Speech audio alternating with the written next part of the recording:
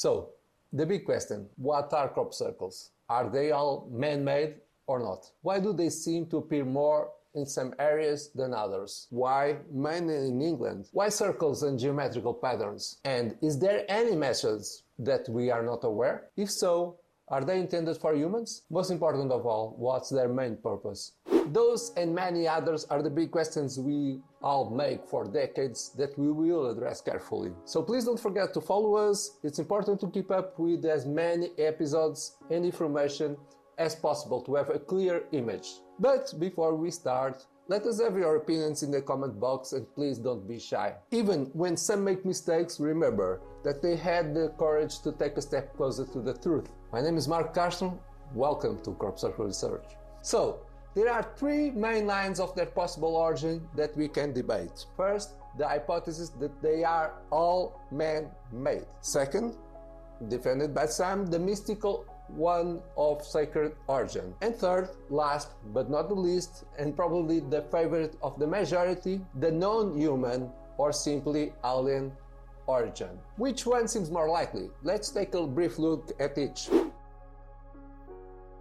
The hypothesis that they are all man-made seems very strong. No other being we know of is capable of producing such complex designs over such long time and in so many different locations. It only seems natural that it must be us. We are elaborate, have multiple resources, and probably some of us have the time and the will available to lose making designs in the middle of someone's crop. But why? What drives people to make consistently complex designs over at least several decades in various countries with no apparent reason? Worse still, how is it possible to create not only complex but also enormous designs overnight without allegedly leaving a mark or being seen on anyone's property? The conditions to make such an effort will be very far from ideal. We are talking about a highly coordinated team able to cover all the terrain under bad light over just a few hours and without leaving a mark besides the crop circle itself. All of that without being detected by the property owner or their neighbors. It's a huge, largely incomprehensible task considering there is no obvious financial gain. It seems it might be possible to do something small and low quality, but doing it properly accurate, weekly, massively, and regularly under these conditions, it's not only highly unlikely, but probably impossible at all. Regarding the mystical or sacred possibility, I'd like to make it clear that we respect everyone who believes this phenomena has a spiritual origin. However, crop circles can be seen, measured, even touched. And the fact is that they are physical manifestations in the fields. They are as real as anything we know, and we should be able to analyze them as such. Therefore, the only beliefs we ask for now is that the best and quickest way to reach the truth is to follow the path of logical reasoning. There is no alternative. To know anything as a veridical fact based on a belief system is simply not possible because it lacks the test of proof.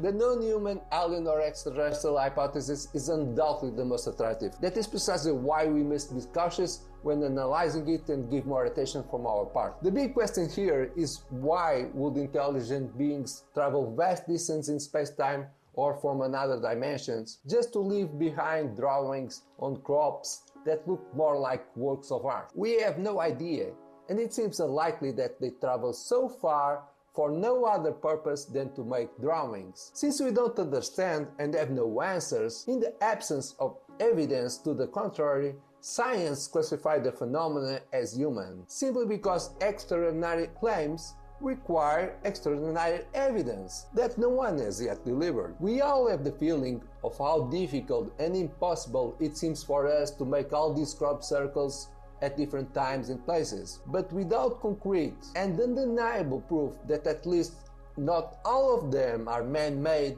it makes no difference whatsoever to claim that they are not all human. But that is a good thing. The truth should always require facts and confirmations. To recap, although the hypothesis that they are all human is somehow impossible due to sheer impracticality, no one can say the same about the alien hypothesis, simply because no one knows their will or needs, much less the limits of their technology. Thus, although the alien hypothesis is unlikely, it is not entirely impossible as the human one looks like. If we recall an old Sherlock Holmes maxim, when you have excluded all the impossible, whatever remains, however improbable, must be the truth. One of our main goals will be to show you that it is more likely that at least some crop circles are not from human origins. Not only because we consider an impossible task that they are all human-made, but also because we will present characteristics that are more suitable for advanced civilizations than for human artists, completely unbalancing the odds in favor of alien hypothesis. If our channel is as successful as we hope, our ultimate goal will be to obtain, through a controlled scientific experiment, the extraordinary evidence needed to corroborate the known human hypothesis.